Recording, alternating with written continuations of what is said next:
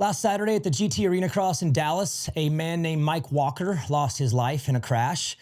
I was at lunch with the TV crew a few miles away when the text came in. Got back to the track, and it was a very difficult day for everyone in the building, a really hard one to understand. Today, I don't ask for sympathy alone, I ask for help. A GoFundMe has been set up for Mike's family with a very small request, but we can do better than that. Mike's wife and kids will obviously need more than this just to keep things together. Nothing can make up for their loss, but this industry has always been good at taking care of their own, and this family needs it. Please click the link in the description below and help Mike's family if you can. Thank you.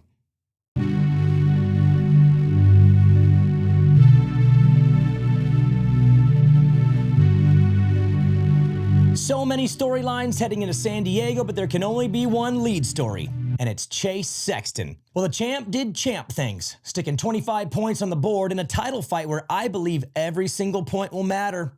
He understood the moment, knowing that this wasn't a race to just survive. It was an opportunity to flex and act like the defending champ, which he did. Not known for being an amazing starter, Chase nailed the one that mattered. Obviously due to the fact that he paid the start guy $20 to drop the gate on 4, which has never, ever happened before in Grand Rapids at an arena cross 10 years ago. Never, ever. His start was flawless, and a clean, quiet ride puts him in control of the points lead. But this is where things get interesting. Chase is not confident. You can hear it in his voice. It's actually pretty easy to read. And the question is that a good thing or a bad thing? I mean, maybe he's had a little help. Eli's dud at Anaheim and Jett's flop in San Francisco aren't likely every week. Maybe he's off and they're about to expose it. Or he's 7 points up, nowhere near a ceiling, and it's about to glue together. Jett's game plan of running away and managing might not be as available as he thinks, and Eli's late race creep in San Fran might actually be a fake bump in confidence. Time will tell, but that is the Chase Sexton question moving forward. The Jett Lawrence question is, did you deliberately perform like a Dallas Cowboy and ride like a goon to shut the perfect season talk up? Because if so, thank you from all of us. Jett just became the first rookie to win in his debut, then get lapped the next weekend, which is kind of hilarious. But that's a mud race. Those things suck. And as proven by Jorge Prado and Dylan Ferrandis, mud is circumstantial. Before the next slop fest, Jett will have muddy indoor racing figured out, so be careful with the donuts can't ride mud nonsense. Did you watch Motocross the Nations last year? He'll be fine. Probably wins the next one.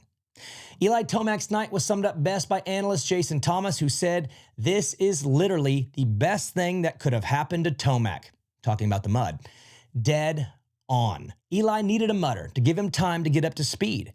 He ain't rocking and rolling just yet, but he grabbed a bunch of points and put himself right back in contention, which is a must for him moving forward. At 31 years old, 3 kids, coming back from a torn Achilles, fence post to smash into the ground, old Sammy Cortez is not built to climb out of a hole in a championship. Not anymore. Way too much risk involved and way too much sen required. He has to keep things tight in January, and he knew this going into San Francisco, and he walks out of there with an easy 22. Boss. So, here we are. Sexton, Lawrence, Tomac, top 3 in points. This was easy to predict, but as we head into San Diego, rain or shine, there is someone else these 3 should be worried about. There's nothing more frustrating as a racer than riding like a boss, knowing you could have won the race, standing on the podium drenched, and having to watch your buddy and your rival take the gold and silver in a race you knew you could have won. Poor Kenny. His heat race at A1 was really good, but his ride in the main at San Fran was really good. The eye test and the result sheet are not in sync, so don't sleep on Kenny. He's obviously going fast, he's super happy Kenny on social, and the crap luck's gonna turn around at some point, right? If it rains this weekend, he's the easy pick for me, and if it's dry, I may lean that way too.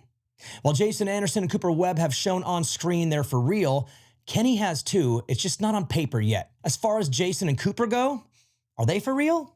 Boys, what was that? 11-12? Ouch. The truth is both got smacked by the mud gods, and that's what comes with these things, but in a championship with this many players, you can't finish outside the top 10, ever, for any reason. Now the beauty of the Supercross calendar is, snap your fingers, we're back at the races. there's always the next one. And for Jason Anderson and Cooper Webb, they need, and I mean need, a big one in San Diego. Coop's 18 down. That's one average night away from being a race down. And Jason can't do the hot and cold thing like he did last season. He's way more prepared this year. I know that, but I think he needs to stick a 1 on the board to prove it. And Kenny, this is a chance to prove you're for real, something this fan base would be stoked to get behind. San Diego is a pivot point in the series, and the odds are one of these guys might be out of the hunt by Sunday. That's how important it is.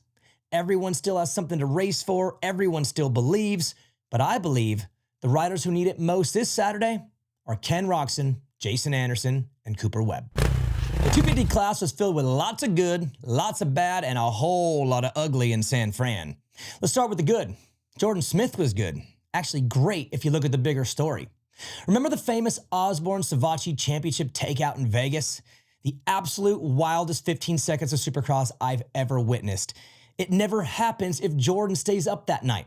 That title was his, and history would look so different if he didn't weed off a 5th gear pin single. Bro. But here we are, 7 years later, and he leads. What an awesome story. Levi Kitchen was good, and apparently he hates these conditions, which is a first coming from a kid on Twilight. I think Levi is one big win away from possibly turning this whole thing upside down and going on a streak. That's all it takes sometimes. A big win, one that flips the switch in his head, and I think it's coming. Garrett Marchbanks and Carson Mumford get a shout out for sitting top 5 in points, but extra kudos goes to Club MX and Smart Top, who survived the worst possible conditions for a private team.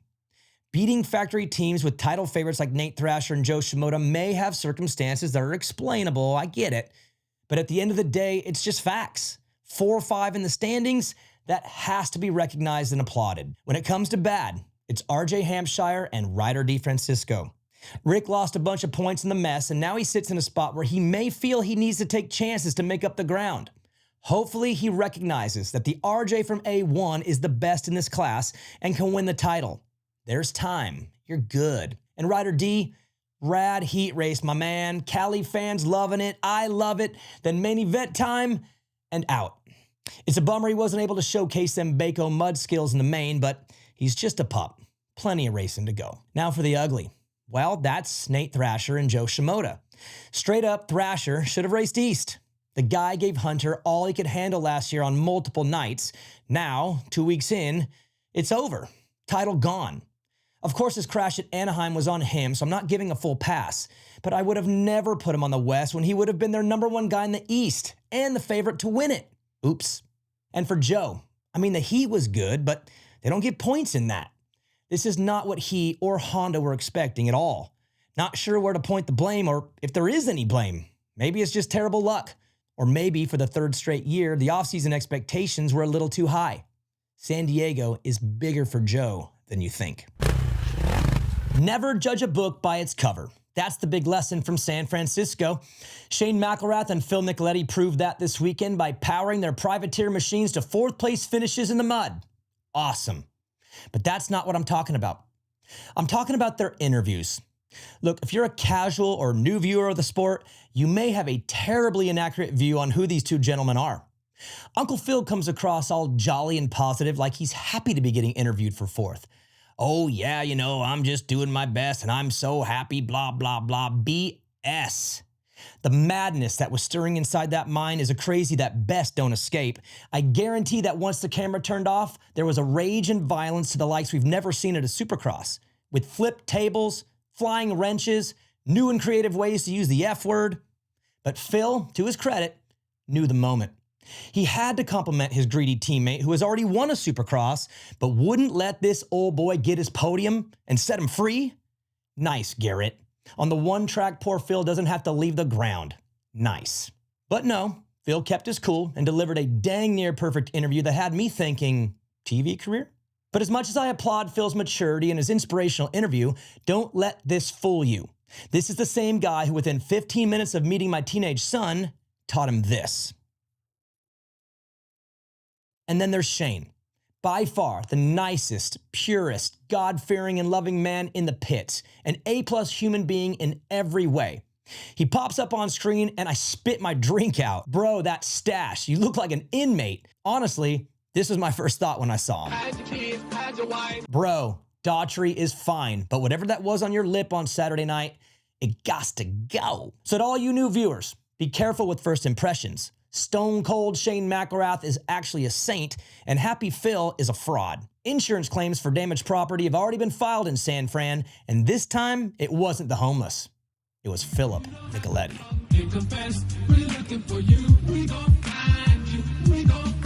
So you can run and tell that, run and tell that, run and tell that, homeboy, homeboy. Thank you so much for watching this show. If you liked it, press the like button. And if you want to subscribe, then press the subscribe button. Share it with your friends, with your family, and grandma. Make sure you send it to grandma. Grandmas love everything Main Event Moto does. All you Motoheads out there, we are still rocking and rolling at Main Event Moto. You can go to patreon.com/Main Event Moto. We do 2 shows a week now, and both of them are live streamed. Patreon.com/Main Event Moto, and we will catch you on the next show.